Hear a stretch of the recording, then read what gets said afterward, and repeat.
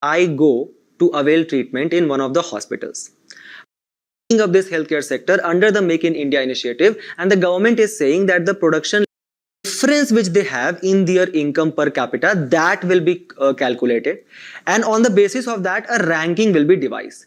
So let's say the Telangana will come at the lowest, and the state which is at the top, that has the highest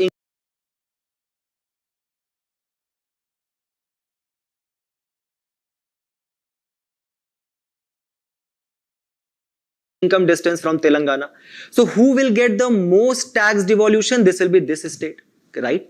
So obviously, let's say I have done good work and I have become richer, but when it is come to government rewarding me, it is actually giving much more taxes to the poorer person.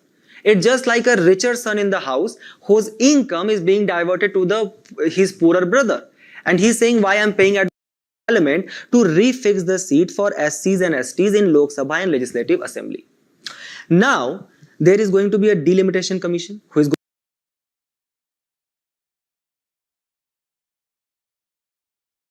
Hello students, well, how we can increase to boost milk production in the country. Now when we try to understand this, firstly we'll be talking about Operation Flood. Now Operation Flood was inaugurated by the government of India, right, in 1970s. Now what was it all about? As we can understand from the name itself, flood. So the government of India and also the various interested parties in the milk production of our country, they try to understand how we can increase the production of milk over a period of time, such as that there will be a flood of milk in the entire country and also in the entire world that will be coming from India. So that is what we have to understand. Amul took the lead into this by actually setting up various networks of milk distribution, as you can see in this particular map. As you can see, mostly Amul model focused on building cooperatives, that is forming various groups of farmers, and with the National Dairy Development Board of India setting up a national milk grid that will be connecting all of the milk producers mainly via the channel of cooperatives all across 700 towns and cities in the country back then. So as of now we have around say 75 years of Amul, right, which is right now as we can see linking almost all parts of the country. And let me tell you, in this Operation Flood, the World Bank carried out an research, right, about the effectiveness and about the implementation of this particular model in the country of popularizing the production of milk in the country. What World Bank commented is a very, very important thing that we can use in our mains answers, is that dairying was seen as an instrument of development, generating employment and regular incomes for millions of rural people,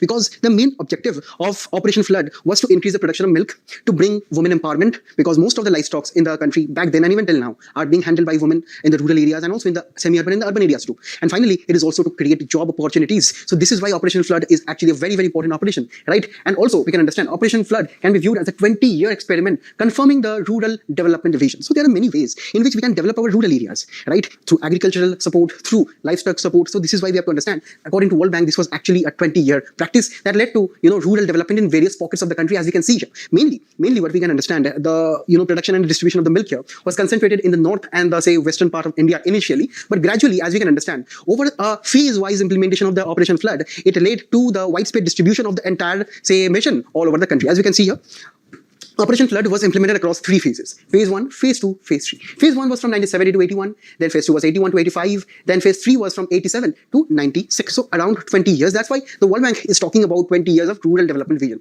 And that is what we can understand. Over a period of time, as we can see, over a period of time, the government would increase the investments. And also, as we can understand, that the number of members in across various milk cooperatives across the national milk grid that we have seen has been increasing, right? And also, when we talk about the states covered across this entire, India, right, across these phases, so we can understand in across 3 phases, even the islands were covered. So this we can understand that through a proper implementation of Operation Flood, India tried to enhance its milk production over a period of time. And when we talk about Amul model and the success of Amul, so we have to start somewhere, right? What is the model all about? See, right now India have many cooperatives. For example, say as we can see here, these are the dairy cooperative brands of each and every state of the country, right? Starting from Sikkim, West Bengal, Jammu and Kashmir, Delhi, Uttar Pradesh, Orissa. So all of the states have their own unique brands of cooperatives. And I've been talking about this cooperative model, Amul model. So what is it all about? How does this function in real life? So that is what we're trying to see here.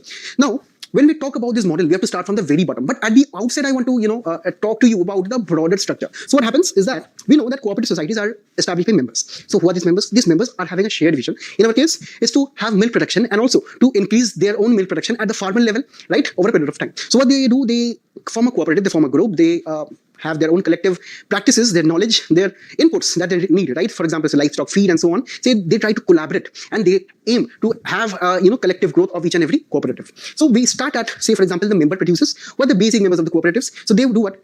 They supply, say, whatever the milk they produce to the village dairy cooperative societies, who supply the same to the district milk unions, who supply the milk to the state milk federation, and finally, they, or say state milk federation, they supply the milk to Amul in this case, to various other companies in this case, right? So this is how this entire supply chain is being functioning. Now, here, the main step in this particular supply chain of milk production in India starts with the producer members, where there are around 16.6 million member producers pan India, and this is only we are talking about Amul. Now,